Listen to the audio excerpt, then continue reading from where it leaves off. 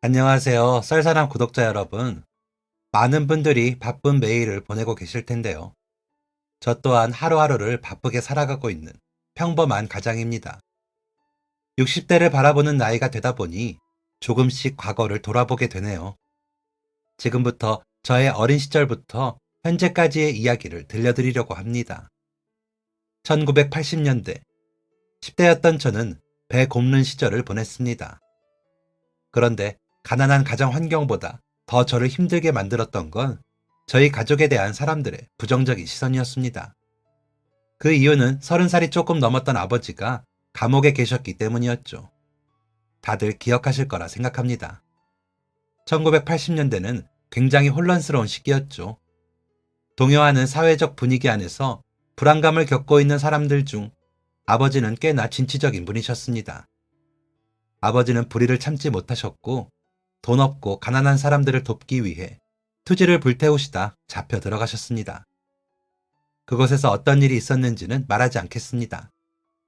한 가지 말씀드릴 수 있는 건 아버지는 감옥에서 출소한 후 심한 후유증으로 인해 장애를 갖게 되었고 그 결과 사회활동을 하지 못하게 되었다는 것입니다. 아버지는 출소 후 움직이기조차 힘든 상황에서도 가장으로서 가정을 책임지기 위해 최선을 다하려고 하셨습니다. 하지만 신체적 한계를 극복하는 건 쉽지 않았어요. 저는 아버지의 강한 의지와 끈기를 보며 아버지를 대단하다 여기기는 했지만 그뿐이었습니다. 사실 그렇게 대단하다고 여기지도 않았던 것 같네요. 당시 저는 제 환경에 불만만 가능했으니까요. 사춘기가 조금 일찍 찾아왔던 저는 전과자의 자식이라는 꼬리표를 달아준 아버지가 원망스러웠습니다. 아버지는 죄가 없다는 것을 알았습니다. 미리 말씀드리자면 아버지의 무고함은 이후에 밝혀졌습니다. 다시 돌아가서 저는 저를 이런 아버지에게서 태어난 세상을 미워했습니다. 학교를 다니는 것조차 어려웠어요. 저와 조금이라도 닿은 아이들은 옷을 찢을 듯이 털어냈고 부딪힌 아이의 주변 친구들은 너 그거 버려야 되는 거 아니냐? 놔줘. 내가 불태워줄 테니까. 라며 낄낄거렸죠. 제 학창시절의 기억은 대부분 이렇습니다. 처음에는 억울하다고 말해보기도 했어요. 우리 아빠는 잘못한 거 없어. 뭐래? 경찰이 바보냐? 잘못도 안 한 사람 잡아가게. 넌 그냥 더러운 범죄자의 자식이야. 분에 못 이겨서 주먹을 휘두르기도 했습니다. 이 부분은 제가 잘못했죠. 어쨌든 폭력은 어떤 경우든지 용인되어서는 안 되니까요. 그런데 친구와 싸웠던 것에 대해서만 혼이 났다면 그랬다면 괜찮았을 것입니다. 그런데 어른들의 이런 말은 어린 저를 참 슬프게 했어요.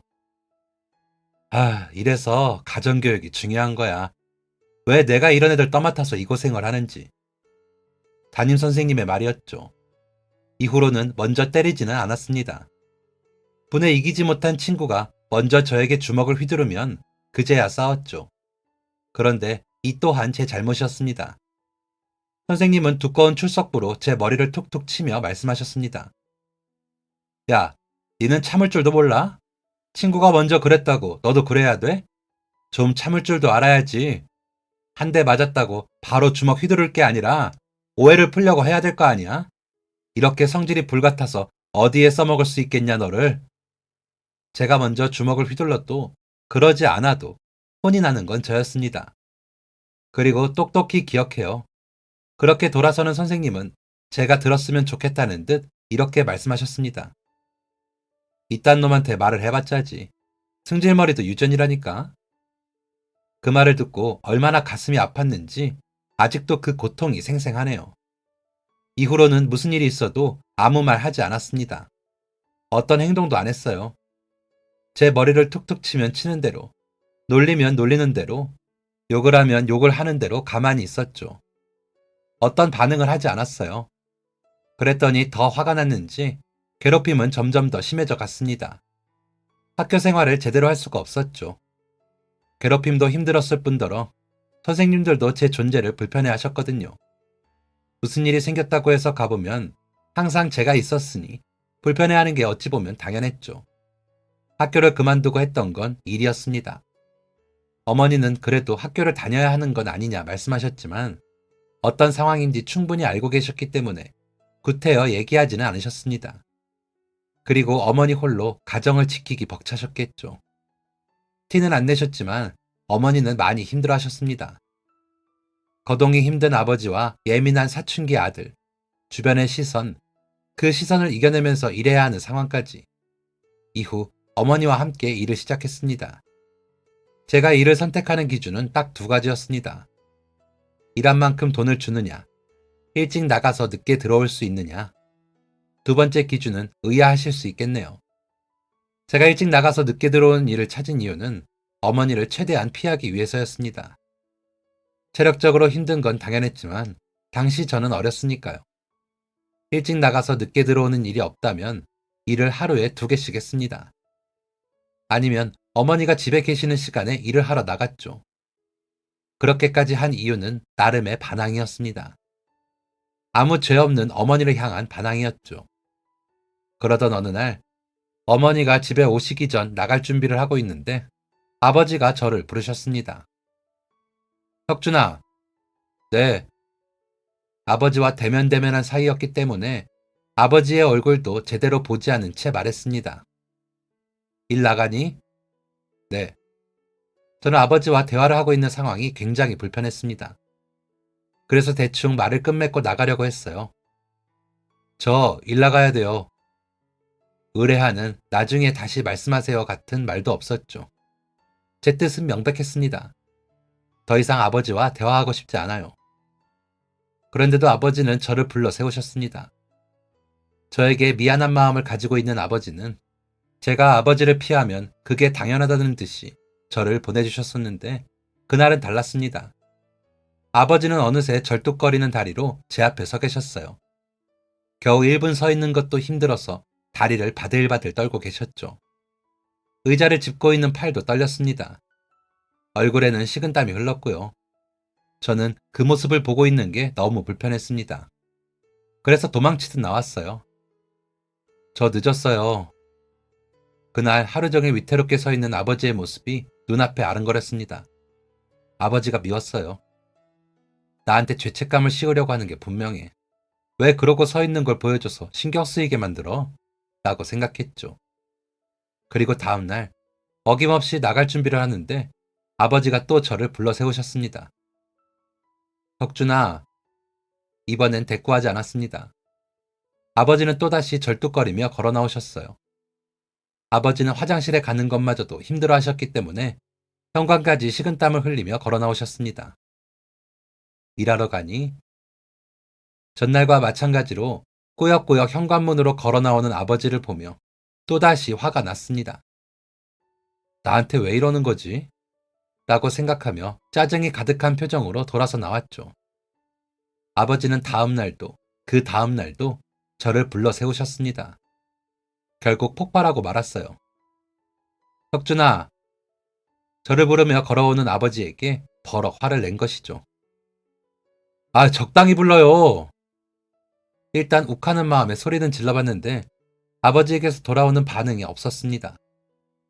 꼭 감고 있던 눈을 떠서 아버지를 바라보았는데 아버지는 바들거리는 다리로 지팡이에 몸을 기댄 채 울고 계셨습니다. 눈물을 닦기 위해 한 손을 지팡이에서 떼면 넘어질 게 분명했기 때문에 스스로 눈물조차 닦지 못해 눈에서 흘러나오는 눈물이 뺨과 턱을 타고 뚝뚝 떨어지고 있었죠. 당황스러웠습니다. 만 연발했죠. 아버지는 아무 말 못한 채 눈물만 뚝뚝 흘리셨습니다. 그리고는 떨리는 목소리로 미안하다 라며 방으로 돌아가셨죠. 대체 뭐가 미안하셨을까요? 어린 아들이 학교도 다니지 못한 채 일을 하고 있다는 것? 아마 아버지는 하고 싶은 말이 참 많으셨을 겁니다. 학교를 그만둔 게 속상하지는 않은지, 일하는 게 힘들지는 않은지, 당연히 힘들겠지만 구체적으로 어떤 게 힘든지, 왜 어머니와 마주치는 걸 극도로 꺼리는 건지, 마지막으로 이 고생을 하게 만들어 미안하다는 말까지. 그 말을 하실 수 있도록 했어야 했는데, 그 말을 들어드렸어야 하는데 과거에 저는 어리석게도 그러지 못했습니다. 지금이야 이렇게 말하지만 과거에 저는 저를 세상에서 가장 불쌍한 사람이라 여기고 살았습니다. 그런데 그 생각을 흔드는 일을 맞닥뜨리고야 말았어요. 제 나이 18의 일이었죠. 학교를 그만두고 난 뒤부터 18살이 될 때까지의 일이었으니 참 오랫동안 저 자신을 유일한 피해자라고 생각하며 살았네요. 당시엔 밀가루 같은 곡물을 옮기는 일을 하고 있었습니다. 돈도 많이 주고 일이 끊길 걱정 없던 이 일은 가진 건 건강한 몸뿐인 저에게 아주 중요한 수입처였습니다. 퇴근 직전 급한 연락을 받은 사장님이 퇴근하려는 저를 붙잡고 말하셨습니다. 너 퇴근하는 길에 저거 한 포대만 시장에 갖다 줘라. 황 사장님이요? 거긴 이번 주에 다녀왔는데요. 무슨 일이라도 있었는지 포대 하나에 물이 들어갔나 봐. 지금 당장 써야 하는데 없다고 빨리 보내달라는구나. 사장님은 제가 머뭇거리는 이유가 퇴근 때문이라고 생각하셨는지 야야 걱정하지 마. 돈 더 줄 테니까 라고 말씀하셨습니다. 그런데 제가 머뭇거린 이유는 그 때문이 아니었어요. 돈 때문은 아니고요. 혹시 저 말고 다른 사람 없어요? 있으면 집 가는 놈 붙잡고 부탁했겠냐? 나는 지금 물건 들어올 시간이라 못 나가. 그니까 이거 하나만 가져다 주고 퇴근해. 알겠지? 부탁한다. 응? 네. 한숨을 푹 내쉬고 대답했습니다. 돈을 더 준다는데도 고사한 이유는 제가 가야 하는 시장에 어머니가 일하고 계셨기 때문이었습니다.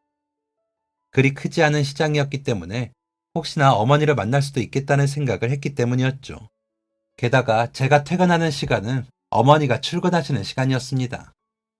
어머니가 어디서 무슨 일을 하시는지 정확하게는 몰랐기 때문에 어머니를 의도적으로 피하는 것도 쉽지 않은 상황이었죠. 참, 왜 그렇게까지 어머니를 피해 다니려고 했는지. 아무튼 다시 돌아가서 저는 울며 겨자 먹기로 밀가루 한 포대와 함께 시장으로 향했습니다. 문지방 다를 듯 오고 다닌 황 사장님의 가게로 가는 동안 뒤도 돌아보지 않았습니다. 그동안 일하며 찾은 지름길로 요리조리 지나갔죠. 얼마나 빨리 걸었는지 헉헉거리며 황 사장님의 가게에 도착했습니다. 아이고, 너 왜 이렇게 땀을 흘리냐? 물이라도 한 잔 주리? 괜찮아요. 안녕히 계세요. 아이고, 물이라도 한 잔 마시고 가지. 저 녀석. 그렇게 왔던 길을 되돌아가는데 시장 출구에서 와장창 하는 소리가 났습니다. 자연스럽게 돌아간 고개를 따라 보게 된 광경 안에는 어머니가 있었습니다.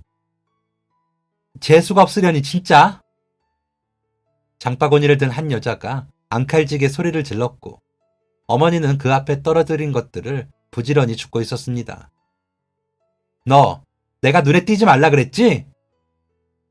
어머니는 바쁘게 손을 움직이는 만큼 바쁘게 죄송하다라고 말씀하셨습니다. 머리가 차갑게 식었어요. 아무것도 하지 않고 그저 바라만 보고 있는데 옆에서 아주머니들이 하는 말이 들렸습니다. 저거 또 시작이네.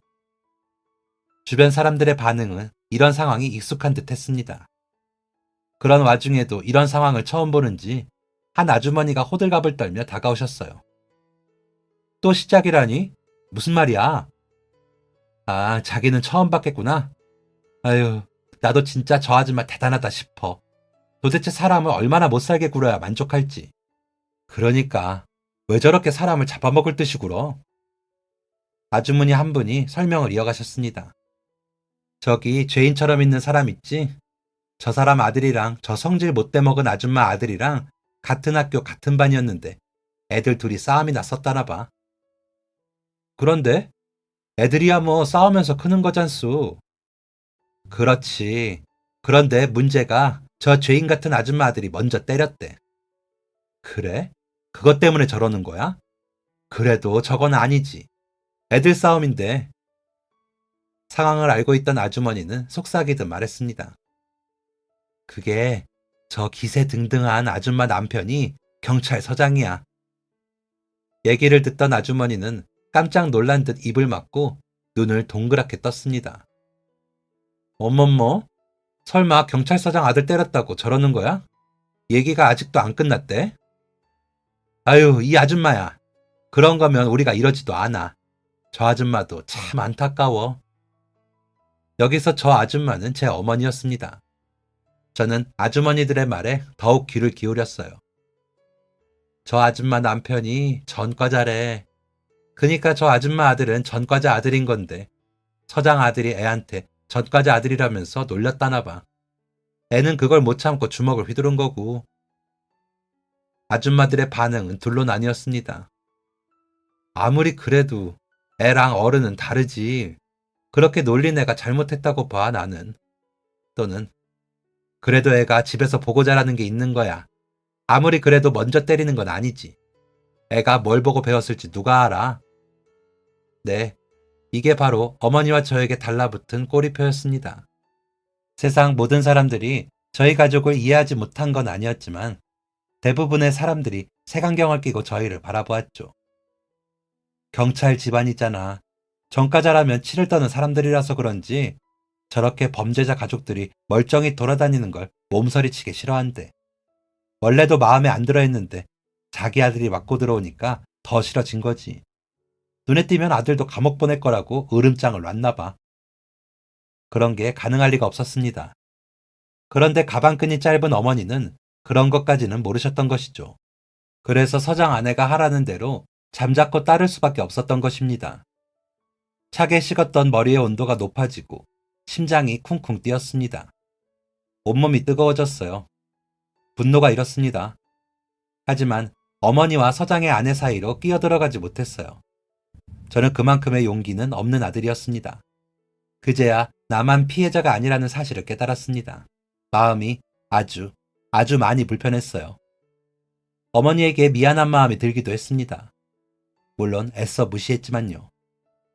어머니가 고초를 겪는 모습을 본 뒤 저는 처음으로 아버지의 밥상을 차렸습니다. 퇴근하고 돌아온 어머니가 가장 먼저 하는 게 아버지의 밥을 챙기는 일이라는 걸 알고 있었거든요. 그런데 냉장고를 열자마자 깜짝 놀랐습니다. 냉장고가 텅텅 비어 있었거든요. 제가 버는 돈은 전부 집에 보태고 있었기 때문에 이렇게까지 먹을 게 없는 게 말이 안 됐습니다. 순간 여러 생각이 스쳐 지나갔어요. 나도 모르는 사이에 아버지가 수술이라도 받았나? 집주인이 월세를 높였나? 제가 당황했다는 걸 느꼈는지 아버지가 멀리서 말씀하셨습니다. 반찬을 해다 주시는 분이 있는데 그분이 지난주에 못 오셨어. 그래서 그런 거다. 반찬을 해다 주는 사람이 있다뇨? 네 엄마가 일하고 돌아오면 잘 시간도 부족하잖냐. 그래서 저기 식당 아줌마한테 돈을 좀 내고 반찬을 받아오고 있어. 순간 욱하는 마음이 들어 날카롭게 반응했습니다. 그거 얼만데요? 아버지는 열심히 해명하셨습니다. 얼마 안 돼. 정말 간단한 것만 부탁하고 있고. 제가 돈 벌어 오잖아요. 솔직히 그렇게 열심히 벌어다 주면 조금이라도 집안 형편이 나아져야 하는 거 아니에요? 도대체 뭐예요, 이 집은? 밑 빠진 독에 물 붓기도 아니고. 냉장고를 쾅 닫고 문을 열었는데 키가 제 가슴 높이밖에 안 되는 아주머니가 제 앞에 서 있었습니다. 양손에는 무언가를 바리바리 싸들고요. 어머니 계시니? 아주머니 손에 들린 묵직한 무언가를 보았습니다. 아버지가 말씀하신 정말 간단한 것이 아니더라고요. 저는 아주머니의 물음에 대답하지 않고 날카로운 말을 뱉었습니다. 간단한 거라고? 일을 하러 가는 길에 씩씩대며 화를 냈습니다. 반찬을 산다고? 저게 말이 돼? 요즘 세상에 누가 반찬을 사 먹어? 돈이 얼마나 많으면 남의 손을 빌려서 반찬을 해다 먹냐고. 내가 누구 때문에 이렇게 힘들게 일하는데. 그 후로도 반찬을 가져다 주시는 아주머니를 몇 번씩 마주쳤습니다. 아주머니의 손에 들린 반찬통의 개수와 크기는 매번 달랐지만 딱 봐도 적은 양은 아니라는 걸 알 수 있었어요. 아버지와 어머니는 해명을 하려고 노력하셨습니다. 제가 생각하는 그런 게 아니라고요. 반찬하기 귀찮아서 반찬 사 먹는데 돈을 쓰는 게 아니라고요. 우리는 최대한 아끼고 아끼면서 살고 있다고요. 그런데 제 귀에 그 말이 들릴 리 없죠. 저는 부모님의 말을 무시했습니다. 시장 한복판에 주저앉아 물건을 줍던 어머니의 애처로운 모습은 잊힌 지 오래였습니다. 제 세상 속 가장 불쌍한 사람은 또다시 제가 유일해졌어요. 저는 부모 속을 썩이는 아들이었지만 일만큼은 정말 열심히 했습니다. 어떻게 해서든지 저 지긋지긋하게 가난한 집안을 일으키고 싶었죠. 그리고 아무리 이래도 나아지지 않는 집안 형편을 보며 오기가 생기기도 했습니다. 그런데 아버지의 건강이 점점 안 좋아지고 어머니의 건강도 함께 안 좋아지고 설상가상으로 아버지가 교도소에 있을 때 아버지의 형제들이 아버지 명의로 진 빚이 있다는 사실까지 알게 되자 저는 더 이상 버틸 수가 없었습니다. 제가 도망친 곳은 군대였어요. 20살이 되자마자 어머니에게 그동안 모아뒀던 돈을 모두 드리고 군대로 도망치듯 들어왔죠. 아무도 만나고 싶지 않았습니다. 그렇게 열심히 살았는데 남은 게 빚더미라고? 난 이제 할 만큼 했어. 라고 생각했어요. 어머니가 찾아오셔도 만나지 않았습니다. 아프다고, 어딘가로 가서 지금 만날 수 있는 상황이 아니라고 온갖 핑계를 대면서 어머니를 피했죠. 휴가도 나가지 않았습니다. 어차피 만날 친구도 없었을 뿐더러 집에 갈 이유도 없었으니까요.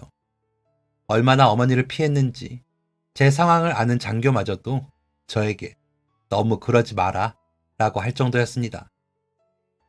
어떤 상황인지 아시면서도 그러시는 겁니까? 라고 말하니 그래도 낳아주신 어머니잖냐.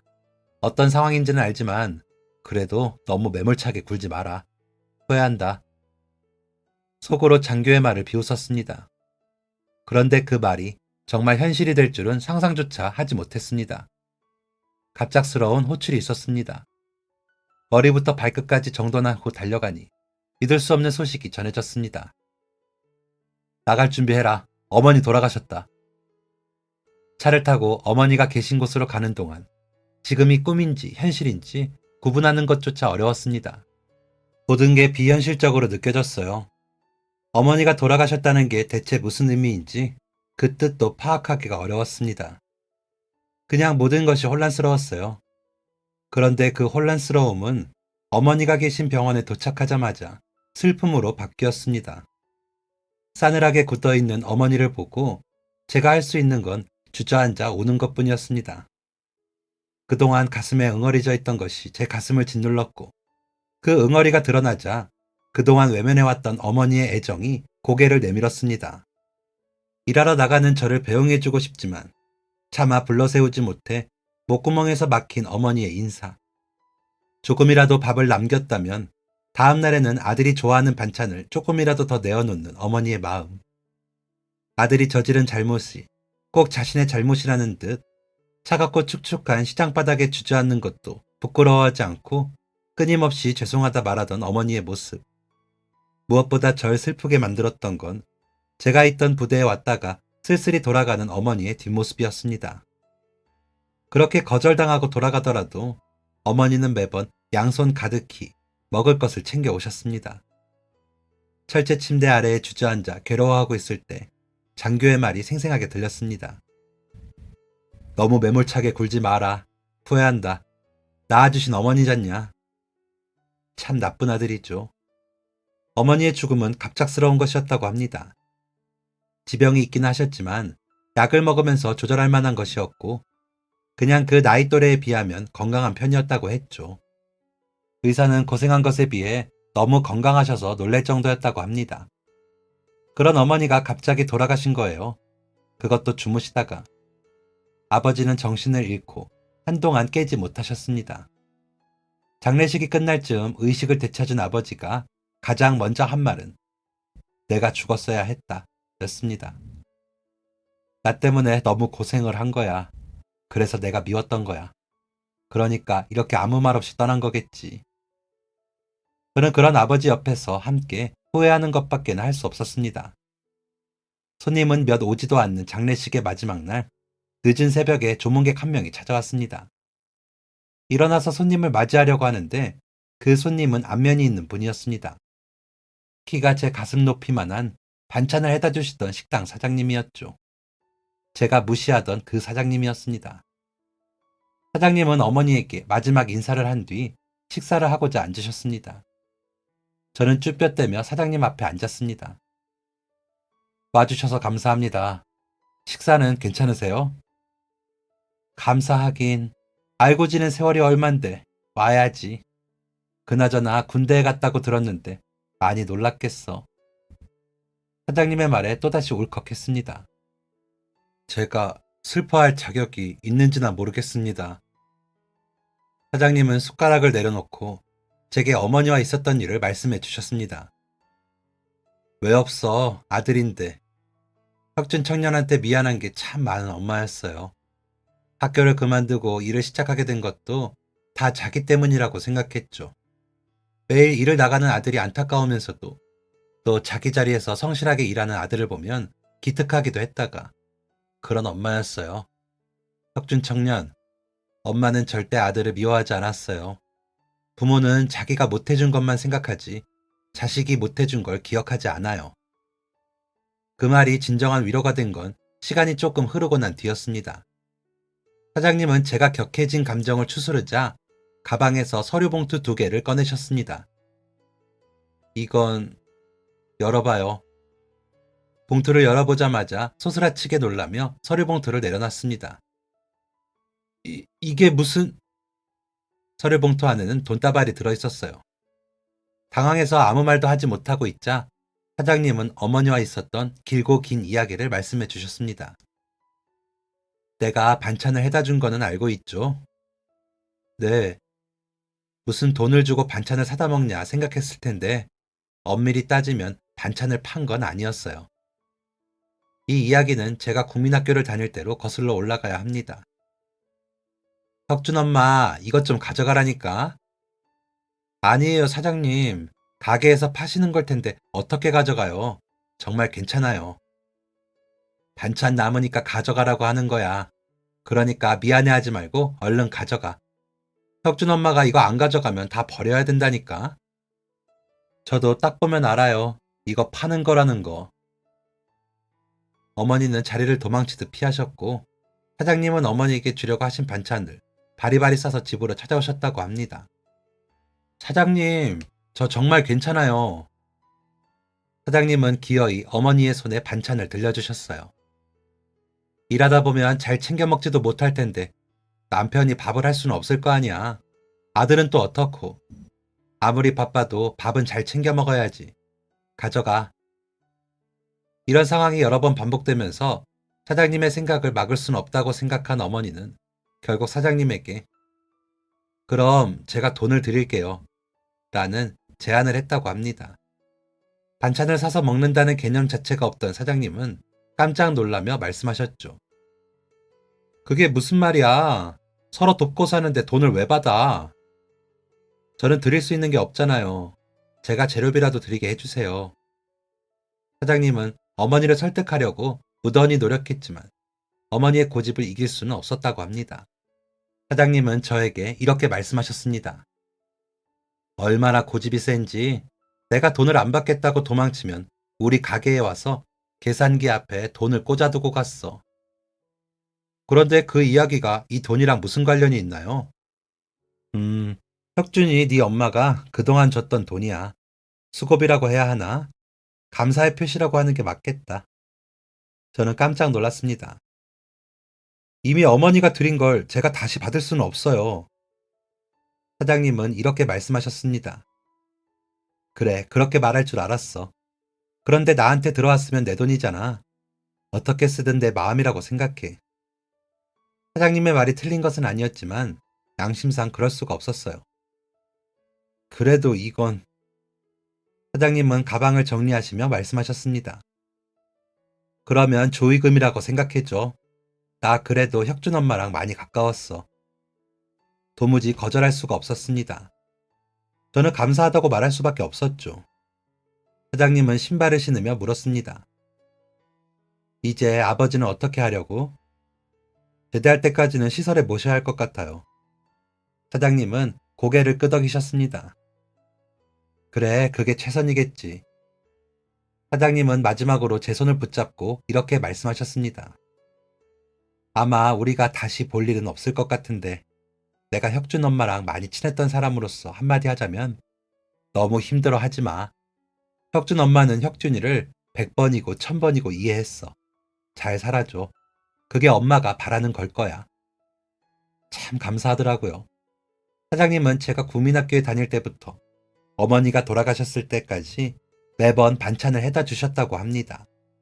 어머니가 감사의 표시라고 드린 돈은 아주 최소한의 금액이었음에도 불구하고 좋은 반찬도 아끼지 않고 가져다 주셨죠. 무엇보다 사장님은 그 돈을 모두 모으고 계셨습니다. 돕고 사는 세상에 계산적으로 살면 안 된다면서요. 저는 사장님이 주신 돈으로 아버지를 시설에 모셨습니다. 그리고 제대한 직후에는 아버지를 직접 모셨어요. 어머니에게 해야 하는 만큼 아버지에게 더 잘했습니다. 안 해본 일이 없을 정도로 정말 열심히 살았습니다. 아버지는 내가 좀 불편해도 되니까 그렇게 열심히 하지 마. 사람도 만나고 친구도 좀 만들고 취미 생활도 만들고 그래야지. 라고 말씀하셨지만 친구 없이 일만 했던 저에게 그건 참 어려운 일이더라고요. 제가 열심히 한 건 일뿐만이 아니었어요. 아버지의 억울함을 푸는 것도 함께 했습니다. 아버지가 감옥에 들어갔을 때의 사회적 분위기와 그 당시 주변인들의 진술, 그 당시 아버지가 적은 일기를 토대로 아버지의 무죄를 입증했죠. 이제 그 누구도 아버지를 죄인이라 말할 수 없었습니다. 그 덕에 아버지는 돌아가시기 직전 내가 지고 가야 하는 돌덩어리가 너를 힘들게 했는데 너는 그 돌덩어리에 짓눌리지 않고 오히려 그 돌덩이를 산산히 부서뜨리는구나. 네가 내 아들이라서 정말 감사하고 행복하다. 라고 말씀하셨습니다. 그날도 참 많이 울었던 것 같네요. 어머니가 특히 많이 생각나는 날이었습니다.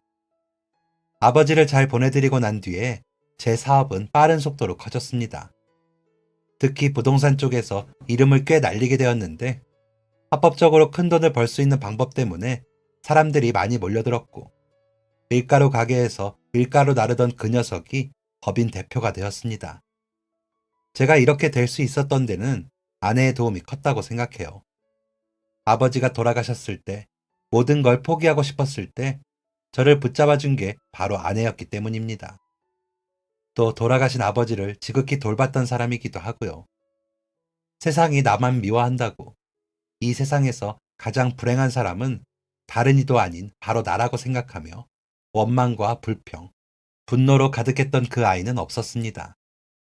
저는 제가 일군 가정 안에서 행복했습니다.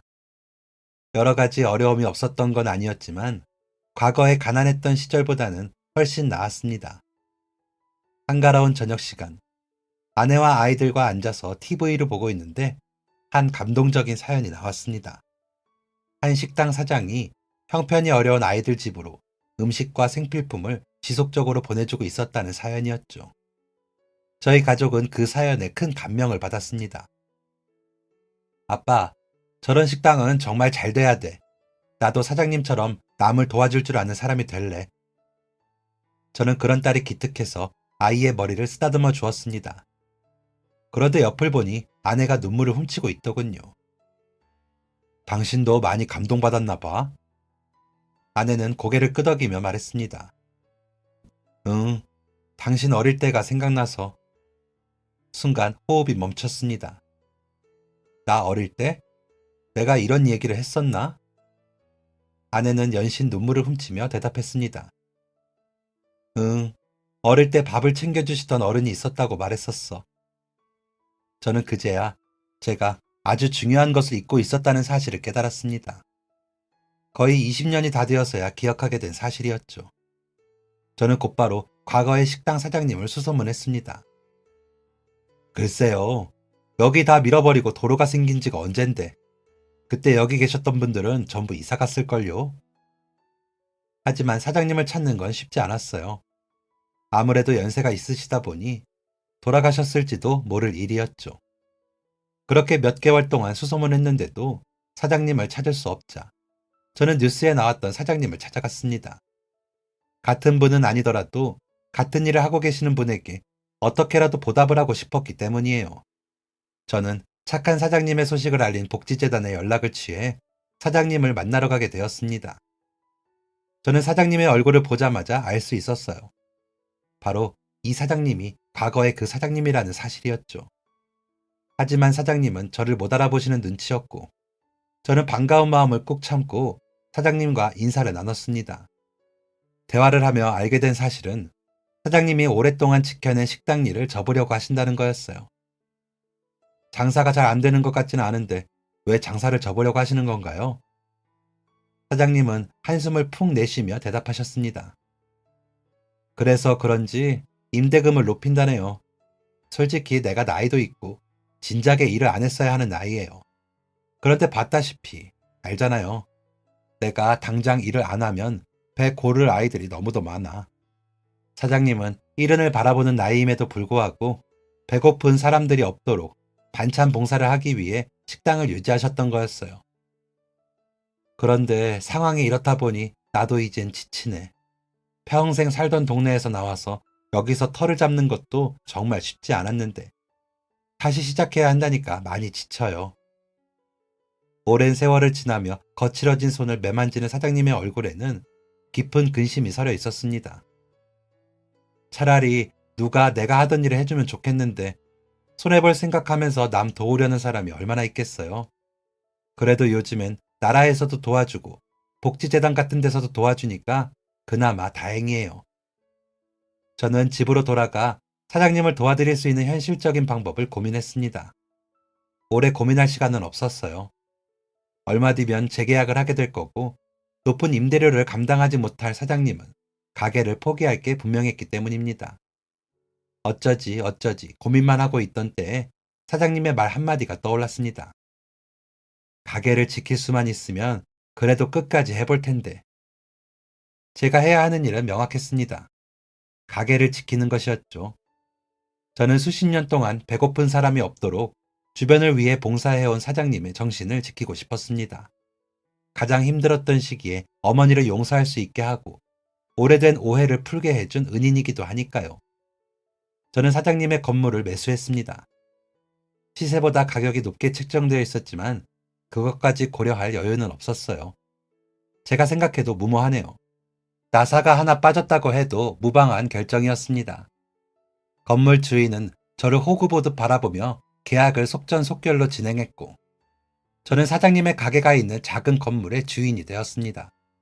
이 사실은 비밀로 했어요. 재계약은 아내를 보내 진행했습니다. 사장님은 건물 주인이 바뀌었다는 것에도 놀랐지만 계약금을 높이지 않겠다는 사실에 더 놀라셨다고 합니다. 그렇게 사장님은 장사하시던 곳에서 계속 장사를 할 수 있게 되었고 계속 마음에 걸려하던 반찬 봉사를 이어가실 수 있었어요. 언제까지 이 봉사를 하실 거냐 여쭤보니 내가 돕는 사람들이 내가 없어도 밥 먹을 걱정 안 할 수 있을 때까지는 하고 싶어요. 그래서 꾸준히 동사무소에 연락도 하고 있고 단골 손님인 척 여러 번 가게를 들락날락하면서 알게 된 사실은 사장님의 아들이 가게를 물려받고 싶어 하신다는 것이었습니다. 그런데 사장님은 그런 아들에게 꿈도 꾸지 마라 라고 말씀하셨죠. 번듯한 직장도 있는 놈이 왜 그래? 처자식도 딸린 놈이 이 일은 해서 뭐 하려고? 아들이 이 가게를 물려받고 싶은 이유는 단 하나였습니다. 사장님이 하고 계셨던 일을 계속하는 것이었죠. 사장님은 고개를 절레절레 흔들며 단호히 말씀하셨습니다. 그래도 안 돼. 이런 도움이 필요한 사람들이 있다는 것도 알려줬고 이제 나라에서도 도와줄 거야. 너는 다른 방법으로 도울 생각을 해야지. 굳이 이 반찬 가게여야 하는 이유가 뭐니? 가끔 두 분이 이야기를 듣다 보면 부끄러운 이야기도 들렸습니다. 그런데 이번에도 월세를 내렸대요. 응, 이건 아예 안 받는 수준인데 이렇게 해서 뭐가 남기는 하는 건지 모르겠다. 무슨 문제라도 있는 건 아니겠죠? 아무리 그래도 이 정도 월세는 너무 저렴한데. 건물에 하자가 있는 건 아닌지 의심될 정도로 월세가 저렴하기는 했습니다. 저는 이런 얘기가 나올 때면 얼굴이 빨개져서 도망치듯 나오곤 했어요. 그렇게 가게를 나오고 일이 바빠 오랜만에 가게에 들른 날이었습니다. 가게 문 앞에 이런 종이가 붙어 있더라고요. 건강상의 이유로 쉽니다. 그리고 얼마나 쉴지는 적혀 있지 않았죠. 저는 아내를 통해 전화를 걸었습니다. 사장님의 아들이 전화를 받더라고요. 아내가 말했습니다. 가게가 닫혀 있던데 무슨 일이라도 있으신가요? 사장님의 아들이 말했습니다. 어머니가 건강이 안 좋아지셨어요. 많이 안 좋으신가요? 연로하셔서 그런 거라 휴식이 좀 필요하시다네요. 사장님은 예전의 건강을 회복하지 못하셨습니다. 가게는 오랫동안 문을 열지 못했죠. 사장님은 결국 가게 문을 닫겠다는 결정을 하셨습니다. 그동안 월세 안 받으신 건 정산하도록 할게요.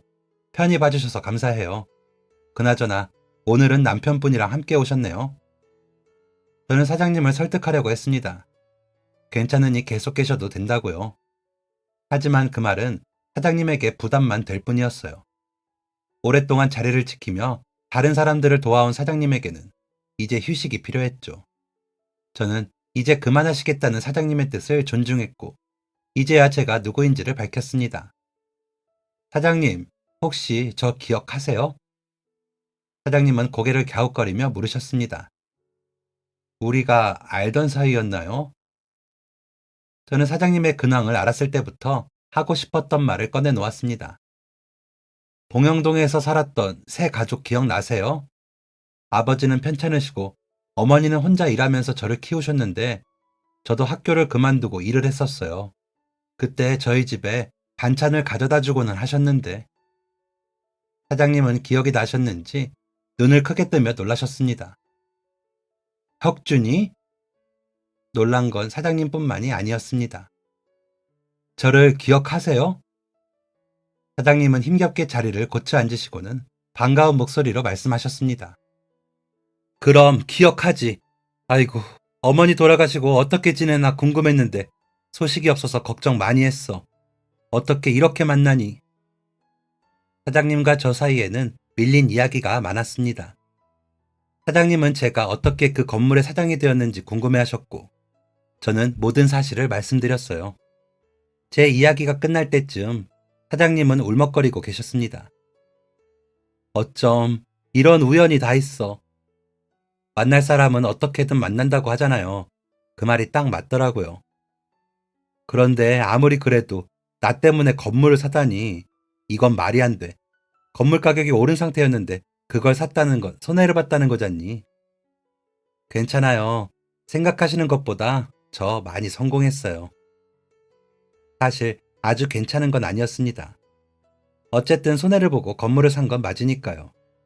하지만 그 선택의 후회는 없었습니다. 이후로는 제가 어떻게 살아왔는지 말씀드렸습니다.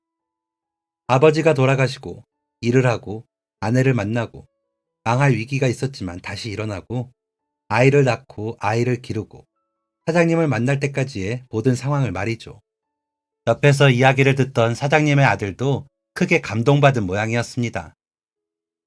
지금은 아니지만 어릴 때만 해도 어머니가 이렇게 남들을 돕는 게 미련하다고 생각했어요. 어머니가 하시던 일을 이어받아서 하겠다고 말하는 주제에 부끄럽지만 사실 바로 어제까지만 해도 이렇게 사는 게 내 생각만큼 의미가 있는 건지, 내가 이렇게 열심히 다른 사람을 도와준다고 해서 그 사람들의 인생이 바뀌는 것도 아닌데 이렇게 열심히 도울 필요가 있는 건지 고민했었어요. 그런데 이런 이야기를 들으니 역시 어머니가 옳았다는 생각이 드네요. 저는 사장님의 아들에게 대답했습니다. 평범한 생각으로는 사장님을 미련하다고 생각할 수도 있겠죠. 아무도 알아주지 않는 일을 꾸역꾸역 홀로 하신 거니까요. 그런데 한 가지 확실한 건 사장님이 없었더라면 저는 이렇게 될 수 없었을 거라는 거예요.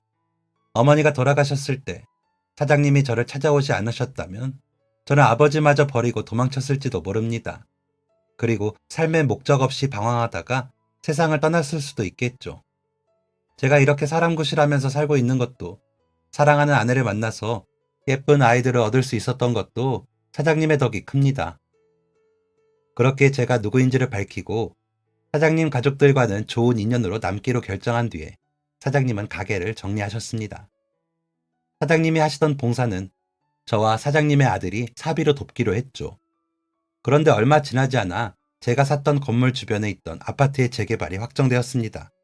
사실 제가 건물을 사기 전에도 말은 나왔지만 재개발을 안 할 거라는 여론이 지배적이었고 제가 볼 때도 재개발이 될 가능성이 없었거든요.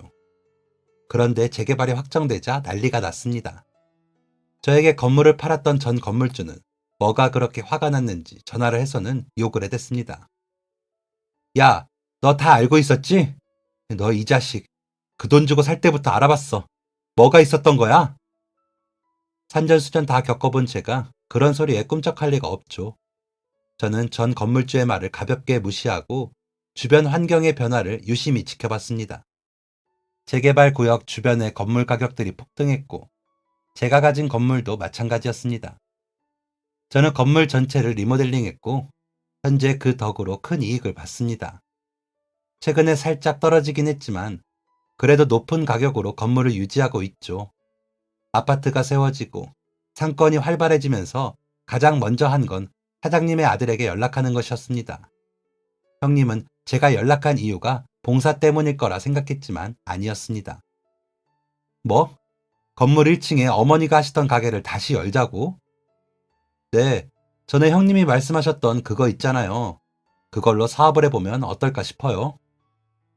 내가 말을 꺼내기는 했지만 그래도 지금 당장 회사를 그만두고 당장 사업을 하기가 쉽지 않아. 너도 알잖아. 초기 자본금 구하기가 얼마나 어려운지. 그리고 우리 어머니 하시면 진짜 쓰러지셔. 형님의 사업에 확신이 있었던 저는 화끈하게 투자하기로 마음먹었습니다.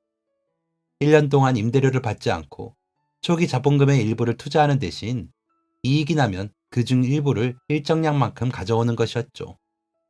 고심하던 형님은 사업에 뛰어들었고 현재 사업의 규모를 꽤 키운 상황입니다.